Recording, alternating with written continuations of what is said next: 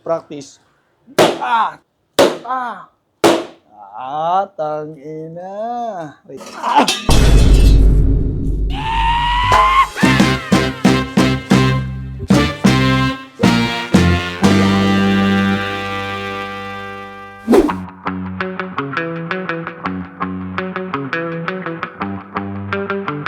Ngayong araw mga kaibigan, no? Medyo napapansin ko, parang sobrang dungis na unang bigasan namin. No? Kaya ngayong araw, samahan niyo ako kasi mag-general cleaning ako.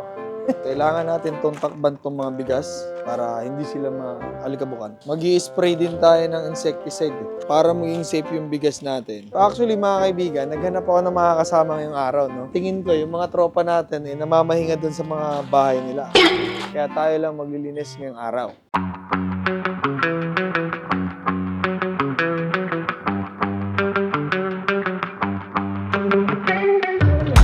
Kailangan na nating linisin itong tindahan gawa ng marami ng mga insekto tsaka yung mga mababait. So tinakpan natin to kasi gagamit tayo ng ganito, pamatay. Babalik ta rin ko itong buong tindahan ngayong araw mga kaibigan.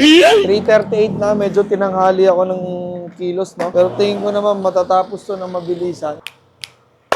So para mas mabilis yung magiging trabaho natin, dito tayo mag-i-start dito. Para palabas yung mga putang inang insekto na yan. Linisin natin dito banda. Wash out natin pag ganun, no? Pero bago yun, mga kaibigan, kailangan muna natin tong ilipat tong mga bigas na to, yung mga nandito kasi delikado. Simula dito, lilipat natin siya papunta doon. Para kahit magwasiwas tayo dito sa part na to, walang bigas, no? Na mababasa.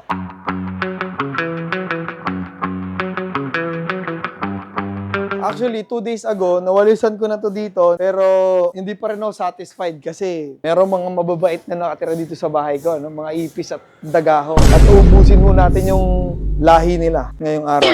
Hindi ko rin talaga alam, mga kaibigan, no? Bakit? For some reason, pag may bigasan ka, putang ina, ang dami hong daga. Buti sana kung yung mga dagang hindi nagngangat-ngat, kaso nagngangat-ngat eh.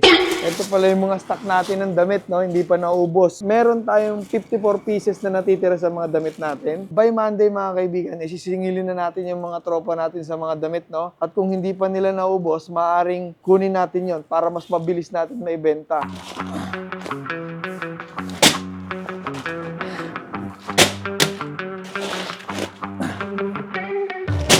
Hula ko mga kaibigan, pag natanggal to mga bigas dito, no? 100% sure putang na may nakatirang daga dito sa ilalim. Naamoy ko na sila eh. Kaalam ko meron nakatira dito mga putang na mga daga na to.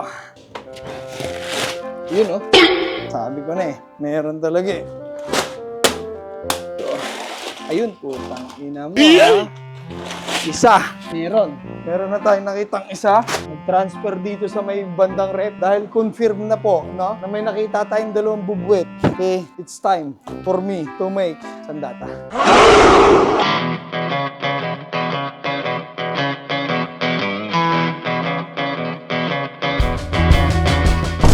Ewan ko lang, mga kaibigan, no? Kung hindi pa sila matakot dito, no?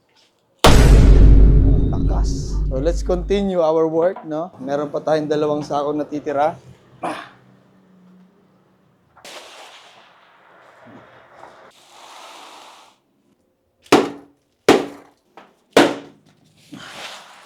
Ayun, no? Nang inat niya to. Butas yung sako.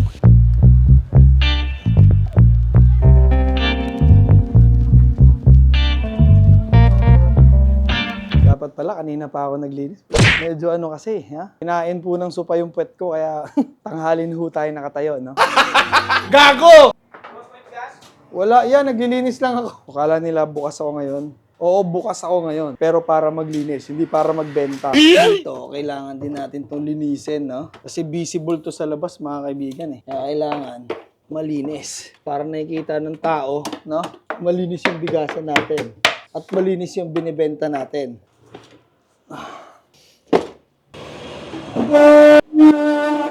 What's this? Kabayong bunting. Ay, putang ina, pera. Kaya, oy.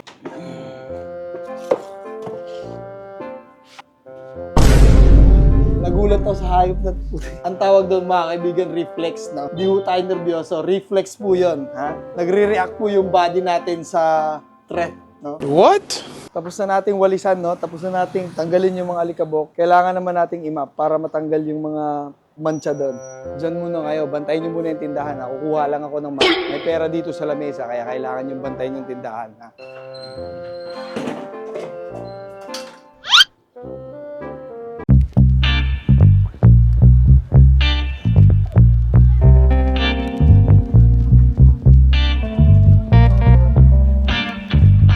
So tapos na tayo dito banda mga kaibigan, no? Tapos na tayong magwales, magtanggal ng spiderweb at magmap. So magpuproceed na tayo sa kabilang dako ng ating tindahan. Kala mo, laki ng tindahan. Lipat natin yung mga gamit dito, tapos dito naman tayo sa kabilang side para matapos na natin to.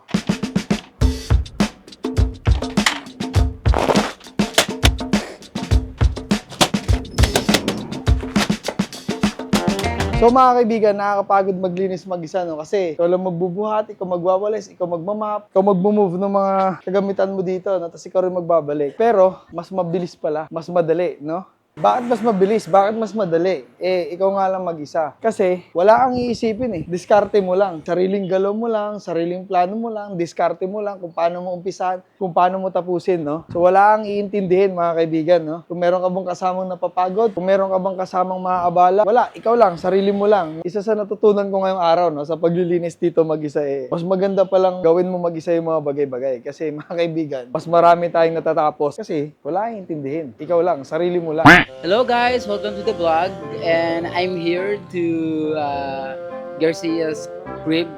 Ano ba yun? So guys, nandito tayo ngayon sa lugar nila, sa kanilang hood, because I have something to tell you guys. De joke lang, nagatid ako kay Kat kasi meron silang parada. Continue natin yung paglilinis natin dito, no? Kasi dumating yung tropa natin na si Sander. So nandito na tayo mga kaibigan sa kabilang parte ng tindahan, no? Nakikita niyo ba to? Ito. Itong maliit na stockroom na to. Dito ho, naninirahan yung mga putang inang daga. Mamaya, pag okay na lahat doon, gagawa natin ng trap dito. Bubulabugin ho natin sila dito sa loob nang hindi sila makalabas dito, no? At pag lumabas ho sila, pasensyahan na lang po kasi tutuluyan ko na ho itong mga pisting.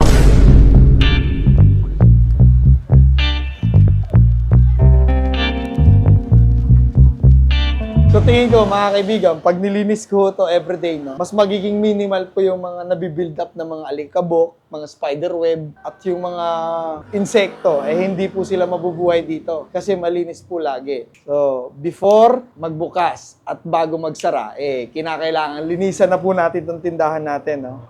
#bahay. So, pinapatayo na lang natin to ngayon. After this, lalatag na ulit natin yung mga trap para huluyin na ho natin yung mga daga, no? Kasi medyo napipeste na ho talaga ako. Kung maaga ko to inumpisahan kanina, malamang tapos na to ngayon.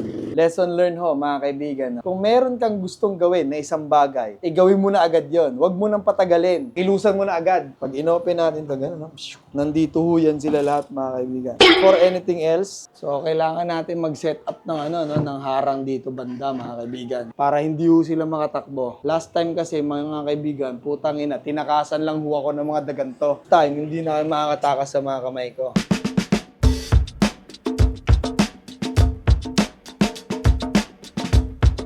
Do you think, mga kaibigan, no, makakatalon pa kaya itong mga Kailangan ko ng kasama ngayon. Hindi, ako lang mag-isa. This is my own fight. Kaya ko to. I don't need anybody. I only need myself to win this fight. All we need to do is remove these shitty things. Practice. Tangina.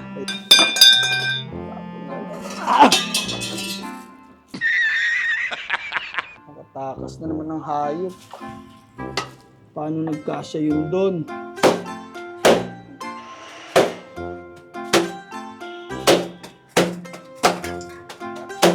Putang ina mo. Ayun, may isa pa. Dito, labas! Dumikit ka ngayon. Galing ng setup ng trap ko. Ilan na yung natin? 1, 2, 3, 4, 5, 6, 7, 8, 9. Siyam na daga. Tapos na tayo dito. Kailangan na ng final touch, mga kaibigan. Papasadahan natin to ulit para mas malinis.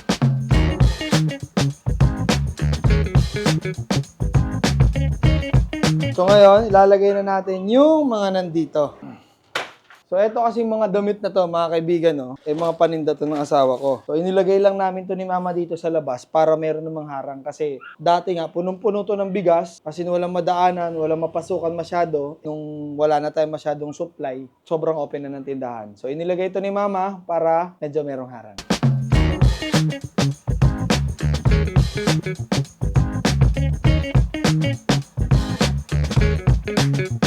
Medyo ginabi na rin ho talaga tayo sa paglilinis dito sa bahay. At okay lang yun kasi marami naman ho tayong nahuling daga. At nalinis natin ng maayos itong tindahan para sa darating na Sunday. Pagbukas natin, mga kaibigan, maayos na ho itong tindahan. Medyo nagugutom na ho ako, mga kaibigan. Kung kailangan ko na yatang kumain kasi I'm tired, I'm hungry. Mission accomplished tayo ngayong araw, mga kaibigan. Ha? Deserve natin ng yogurt. Nice. Actually, dapat bukas ko pa to gagawin tong paglilinis na to, mga kaibigan. Pero naisip ko, ba't ko pa kailangan pa bukas? Wala naman akong gagawin ngayon. Hindi natapos ko. Bukas, isisi na lang. Sana all. So, isa yun sa mga natutunan natin ngayong araw, mga kaibigan, no? Kung kaya mong gawin ngayon, gawin mo na. Huwag mo na ipabukas. Parang tayo usad yan. Kung puro tayo bukas ng bukas. Hindi, pa-chill-chill na lang ngayon. Kumakain ako ng wheat bread at yogurt.